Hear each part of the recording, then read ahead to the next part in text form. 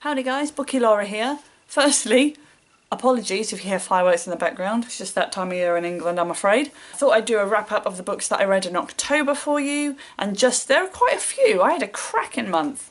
I'm kind of tying together the kind of mini wrap up and mini book reviews that I've been doing lately because I am so not in the mood for making videos, but I had such a good reading month in October that I really wanted to share that with you.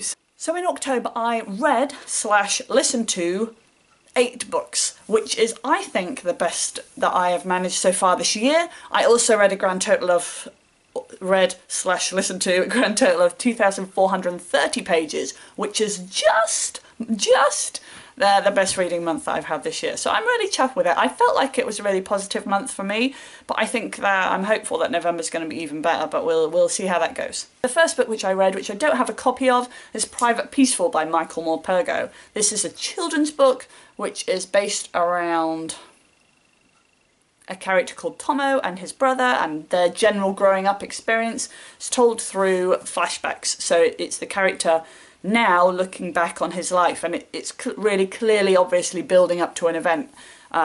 He ends up going off to war, and it's, you know, a tragic war story, to put it bluntly. When I read this, I found that the first 2/3 of the book were kind of like just your typical children's book, like they were okay but nothing special, but then the last third of the book absolutely blew my mind. Painful, heartbreaking, end of. And it's currently at school because I'm using it to teach. We just started a topic about the wars, and it's the first book that we've read, and it's going really, really well. So maybe I'll do a video about that. So while I was reading Private Peaceful, and also I started in September, I've been listening to the audiobook of The Raven King, which is the final book in the Raven cycle.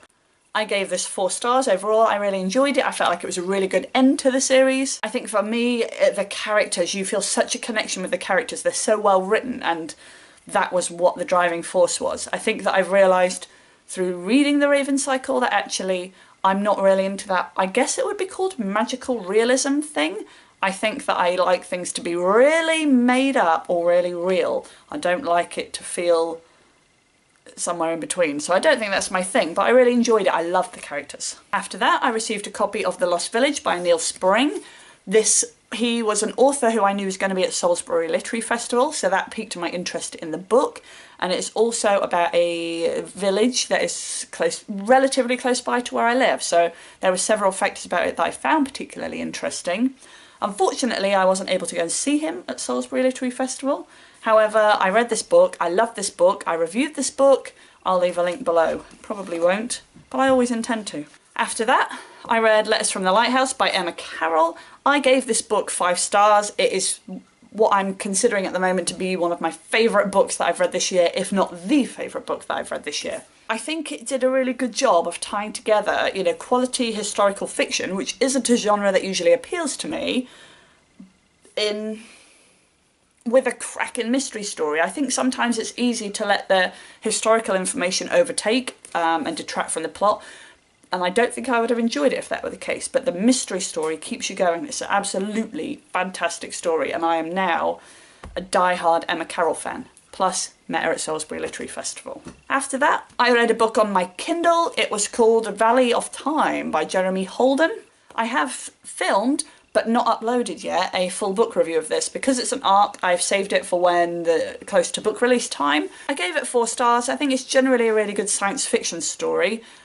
I wasn't enthralled with the start. I found the main character annoying, but I love learning and feeling like there's real science in there, so that was a real big plus for me. Then after that, I listened to The Butterfly Effect by John Ronson on audiobook.